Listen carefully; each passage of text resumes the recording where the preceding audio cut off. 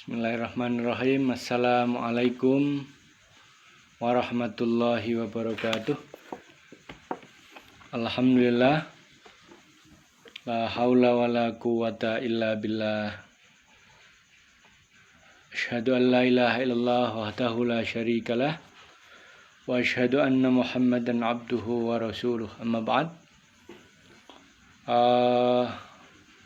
Marilah kita selalu memuji, menghaturkan terima kasih kita kepada Allah Subhanahu wa Ta'ala.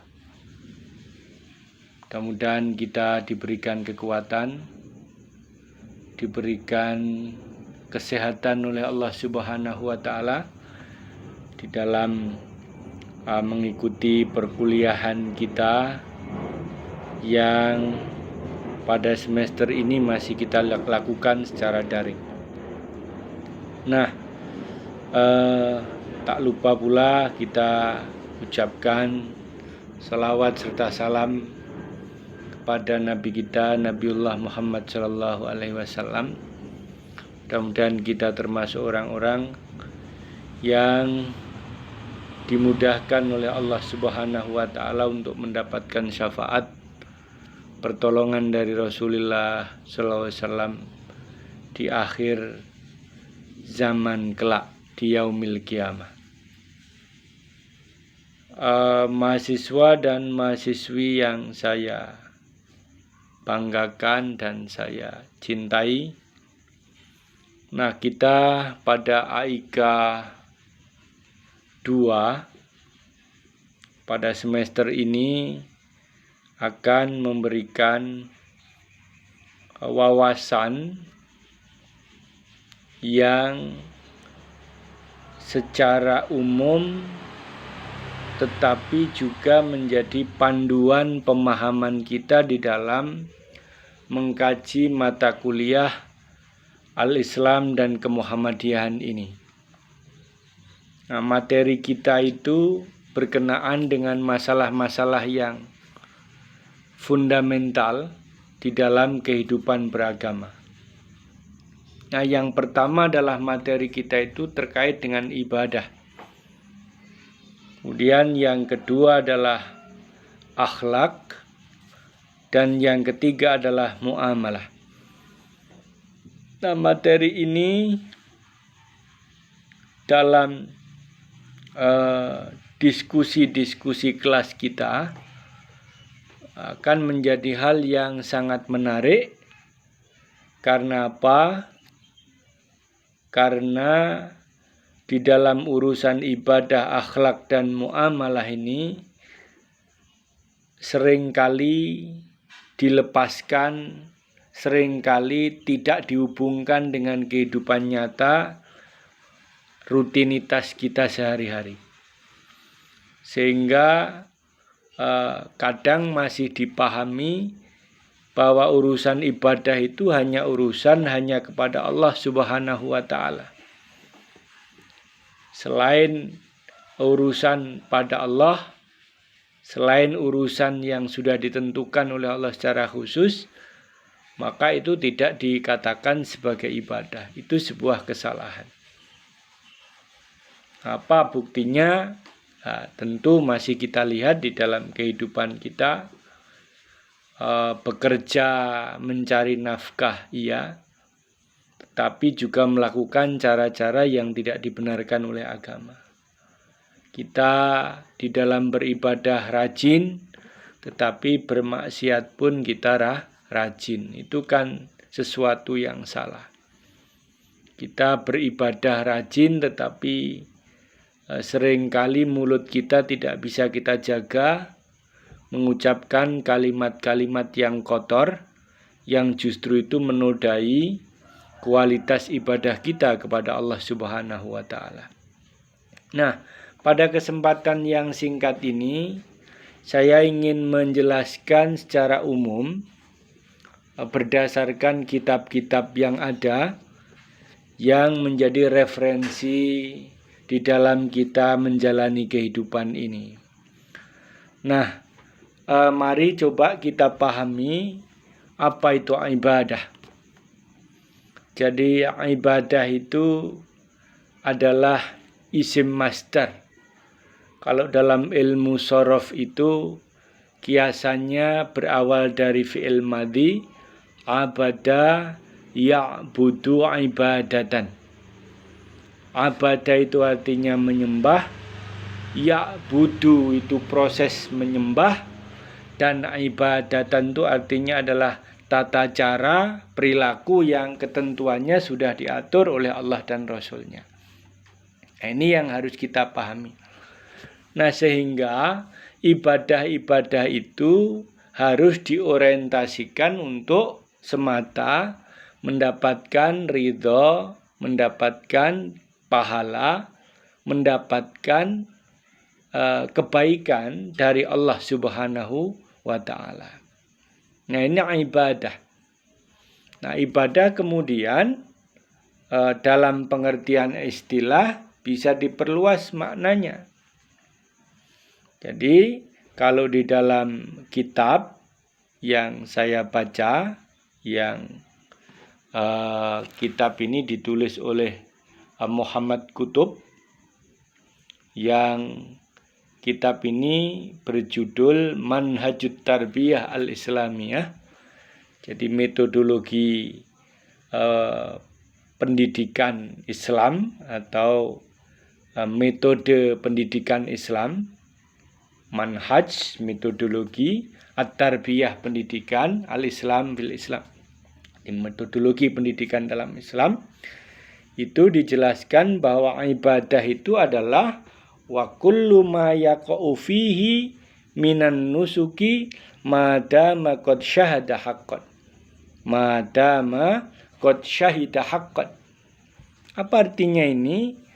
Ibadah itu adalah sesuatu, ya kan, yang berkaitan dengan apa yang kita lakukan. Semua apa yang kita lakukan, baik bersifat ibadah khusus maupun perbuatan kita secara umum, yang semuanya itu adalah menuju pada haqqan, kebenaran. Ya kan? Sehingga ibadah itu adalah ibadah yang dibenarkan.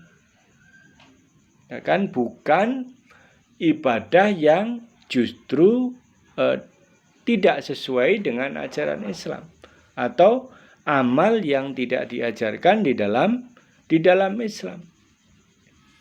Jadi dengan pengertian ini, apa saja, ya kan, apa yang kita lakukan, apapun yang kita lakukan, baik bersifat lahiriah maupun batiniah, baik bersifat kelihatan maupun tidak kelihatan, itu semua semata-mata ditujukan untuk mendapat ridha Allah, maka ia disebut dengan ibadah. Maka ia disebut dengan ibadah. Nah, ibadah sendiri, ya kan, ibadah sendiri itu di dalam Islam ada yang bersifat umum, ada yang bersifat khusus. Nah, ibadah yang bersifat umum, ya kita lihat di dalam kehidupan sehari-hari. Ya kan, kita bekerja, kita mencari nafkah, ya kan. Ya kan. Kemudian kita berbisnis, ya kan. Terus membangun kehidupan sosial masyarakat yang baik. Ya kan, bertutur kata yang baik, ya kan, berpikir positif untuk kemajuan masyarakat dan bangsa. Itu adalah bagian dari ibadah secara umum. Nah, ibadah secara khusus sudah jelas.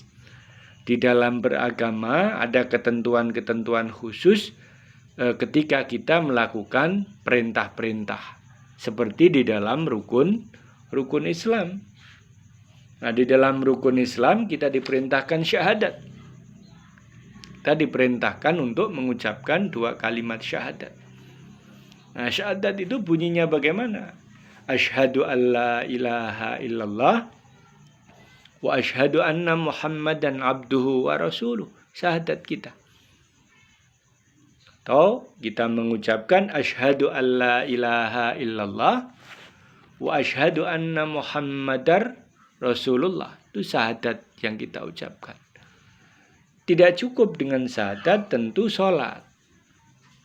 Makanya saya seringkali mengingatkan, menegur dengan baik. Kita ini sudah diberikan usia yang memasuki masa balik, bahkan melewati masa balik. Dan sekarang sebagai generasi muslim, muslimah yang memiliki intelektual, pemahaman yang baik tentang pendidikan. Nah, kita harus menyadari bahwa ketentuan Allah itu dijatuhkan kepada kita, dituliskan terhadap kita, mulai dicatat amal perbuatan kita itu ketika kita sudah memasuki usia balik. Memasuki usia balik, artinya memasuki cukup umur. Ini tentang ibadah. Nah, yang kedua, saudara dan saudari sekalian, mahasiswa yang saya banggakan, adalah apa yang disebut dengan akhlak. Al-akhlak, ya kan? Jadi akhlak. Nah, akhlak ini menjadi penting di dalam kehidupan masyarakat kita. Nah, sehingga ketika Rasul diutus di muka bumi, Rasulullah tidak diperintahkan untuk membangun ekonomi, untuk membangun perdagangan, untuk membangun hotel dan yang lain. Tapi yang diperintahkan oleh Allah pada Rasul, liutammima makarimal akhlak, untuk menyempurnakan akhlak manusia. Sebagus apapun teknologi yang kita buat, semewah apapun rumah yang kita bangun, secantik apapun fisik kita, seganteng apapun wajah kita, kalau kemudian akhlak kita rusak, akhlak kita menjadi akhlak yang terpuruk, maka tidak hanya orang itu yang terpuruk, masyarakat juga terpuruk, bangsa juga terpuruk. Karena itu, akhlak itu adalah, atau akhlak itu dimaknai hayatun rasikhatun fin nafs tashduru anhal af'al al-iradiyah al-ikhtiyariyah min hasanatin wa sayyiatin. Jadi bisa diartikan bahwa akhlak itu adalah karakter yang sangat mendalam pada tiap diri manusia. Apakah karakter itu positif atau karakter negatif? Jadi sesuatu yang bersifat pribadional, intrinsik, dan itu mencerminkan kualitas seseorang itu, akhlak itu. Sehingga tasduru anhal af'al al-iradiyah, sehingga muncul, kalau akhlak itu akhlaknya positif, muncul perilaku-perilaku positifnya, ya kan? Tetapi jika yang muncul itu perilaku-perilaku negatif, maka itulah kualitas akhlak seseorang itu, ya kan? Karena itu kita kemudian harus betul-betul membiasakan sesuatu yang positif di dalam kehidupan kita. Jadi membiasakan perilaku positif.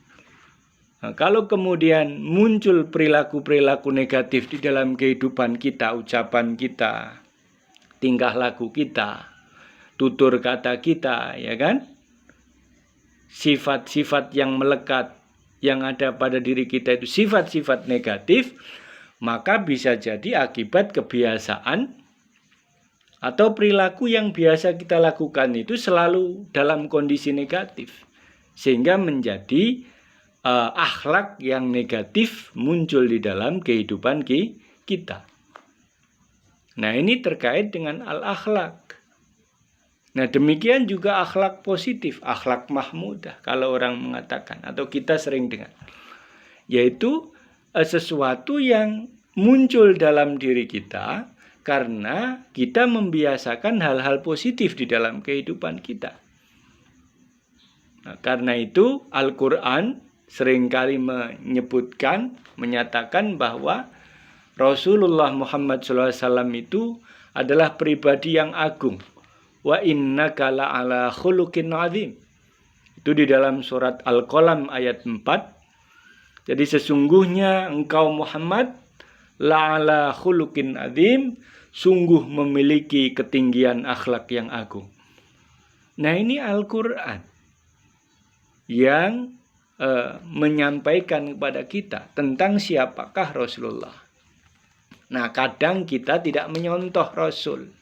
Kita menyontoh orang lain. Kita menyontoh pribadi lain yang justru tidak diajarkan, bertentangan di dalam ajaran Islam. Nah, yang ketiga, mahasiswa dan mahasiswi sekalian yang saya hormati, ada ibadah, ada akhlak, dan yang ketiga adalah muamalah. Nah, muamalah itu kaitannya dengan aturan-aturan di dalam kehidupan kita sehari-hari.